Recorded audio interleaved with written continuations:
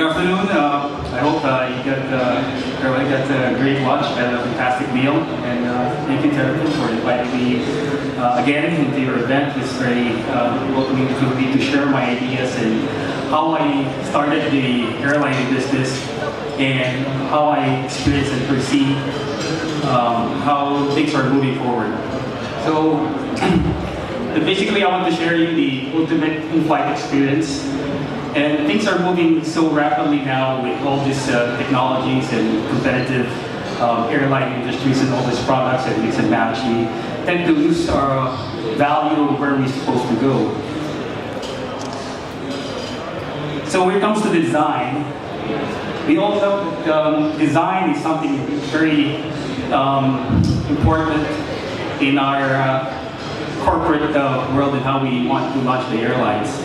It must be simple and memorable and appropriate. Because most of the airlines are basically heavily investing in interiors, in flight services and technology. But the main goal that I wanted to address this issue for all airline owners or how they want to run the airline is to make sure the design is an experience towards the premium quality pricing.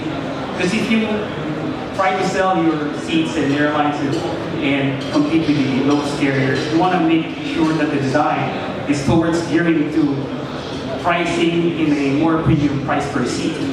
So design brings those expectations to reality so that the consumer can experience the real first-hand of how the airline or your airline works and how you want to sell the company. Aspiration is very important. All these three main characters, the design, the aspiration, and the brands, they should coexist together with balance. With aspiration, we always want to go, we want to think big, we always want to set our goals right, and take some actions. I have to share you my experience in founding the airline. It started as a vision, as a dream. So I started dreaming of having an airline. I started doing charter flights in 2011. And in 2012, I was able to have a commercial license. And last year, I was able to merge the company into a media conglomerate network that is moving the company way forward than I can do it. So as a founder right now and a director, I sit as a company director and give advice on how the company should move forward. So when I started the business, I started thinking about big dreams and hitting it high and make sure the success story of all these things is towards attitude and aspirations. Because when you have aspirations, you have your dreams, you're pursuing it, you're making your standards really go higher and higher until you reach whatever goal you want to reach. The brand should be a bond between the consumer and the brand. That is the brand. I mean, you need to make them feel, the consumer make them feel what type of airline are you selling. And most airlines perceive branding and building all this added cost as a liability. But if the long term, if you think about the long term idea, how you want to brand your company, if you want to spend money and invest now, because the long term goal that you want to achieve is to be able to sell your seat per mile at a premium price. So let's look at an example for the brand company for other companies like Apple, Starbucks. Those companies have created a brand that is far greater than we can imagine. It's a lifestyle. We're actually selling a lifestyle. We're not selling an airline seat. We're selling a lifestyle. If you gear yourself in that particular design, then you can probably say to yourself, I command the price or a niche market.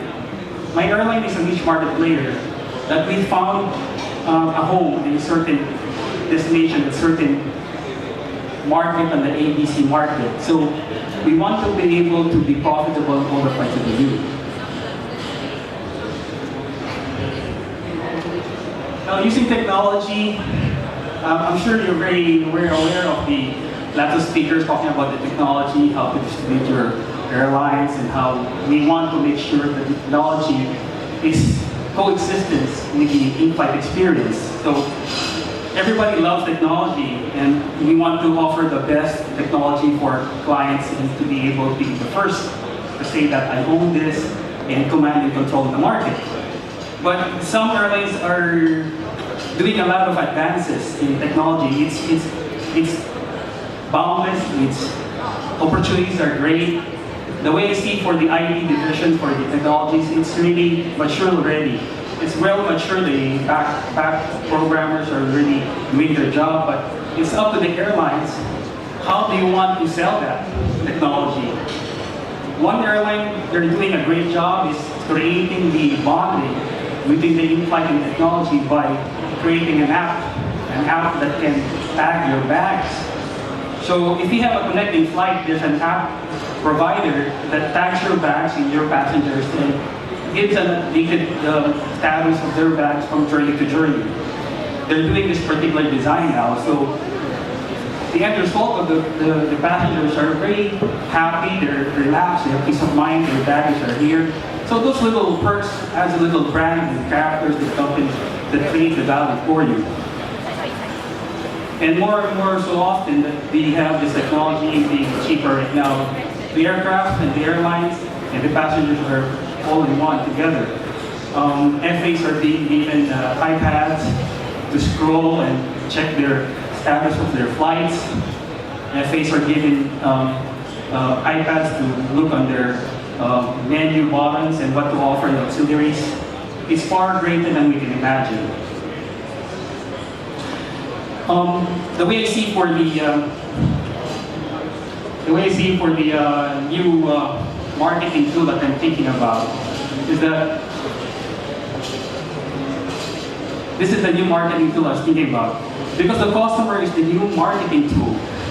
Social media is here. I've launched my airline in a way that I just use Facebook, and I went to a certain island in the Philippines and started launching this airline at the beginning and creating a whole one platform of services from the airline to the hotels, and created the whole system and creating a holiday package. There's few companies that offer holiday packages that can synchronize flight and room availability into one. So those things are really handy for clients, especially for our country, which we have 7,107 islands, that buying a ticket is not actually confirmed yet for them to go without actually getting the resort room. So those type of services is very handy. And the problem right now, when we have all these complaints from the services from the low-cost carriers, tendency the problems are getting so high that the frontliners or the people who handle the rate passengers tend to shy away from those clients. But the way I see it, those customers should be part of the solution and don't view them as a problem. So basically, if you want to, especially for startup airlines or how you rebrand your airline to be able to be different from other carriers, you need to try to hone in to what kind of a brand you want to launch your airline or rebrand yourself to be different. Well, of course, passengers usually like to have those as much less charges that they have. Creating harmony and synergy between all experience. Well, it means that the total parameters of everything that you do must be synchronized. The workforce or your team force or your back office, from the frontliners, from flight management, from your FA, from the ground attendant, needs to be in one team. They need to interact among each other. They need to trust each other for each department. They need to focus on achieving one certain goal and to be adaptive, and most importantly, to be innovative. They need to accept change, because the airline is very erratic. They change daily, the decision making, but they need to adapt to the changes. And they need to be very motivated. That's very important for the team leaders and the workforce. And the reason why team synergy is very important because the failure of synergy are mainly caused by human discrepancy because of lack of cooperation, cultural indifferences, ego, individual influences, and the end result of all these things becomes poor management, inefficiency, loss of sales. So before you really want to see how you want to move forward and spend a lot of capital, you gotta look in your back office. Maybe you need to train the people, need to be close to them, and make them work as one. And I see the most important thing how to create that synergy together is to create this 5 very important key. Is to find your mission, what you want to do, your vision, and you want to know your value. What do you want to value? The personality. These are human beings. This is social. It might be an airline, but it's social. And you want to know where you want to position before you expand your fleet. Now, company vision and mission statements, the core values, the personalities, and positioning.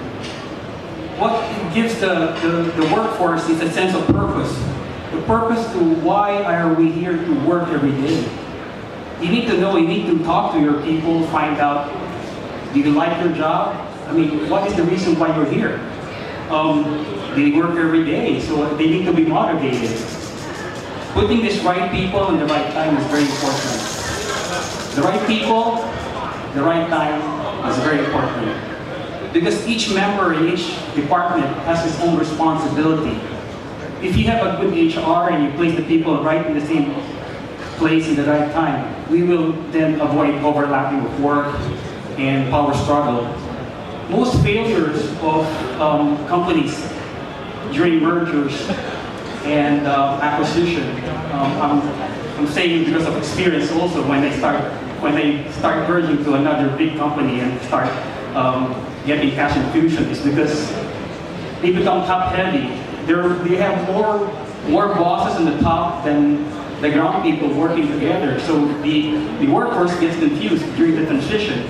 So before you do that transition, you have to have a clear mind where you want to move the company forward. And the bigger companies buying into your company should understand the mission vision before you start launching this acquisition and mergers.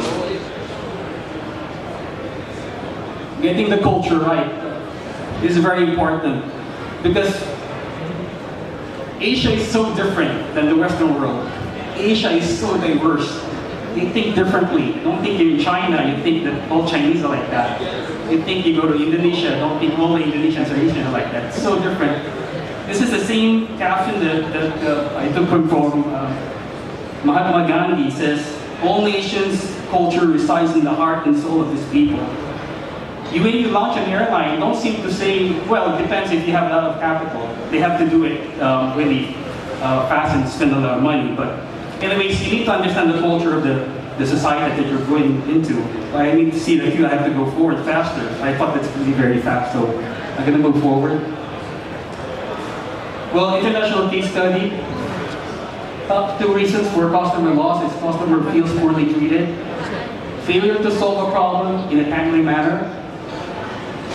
This is what I say, it takes years to win the trust and loyalty of customers. It only takes a minute to lose them.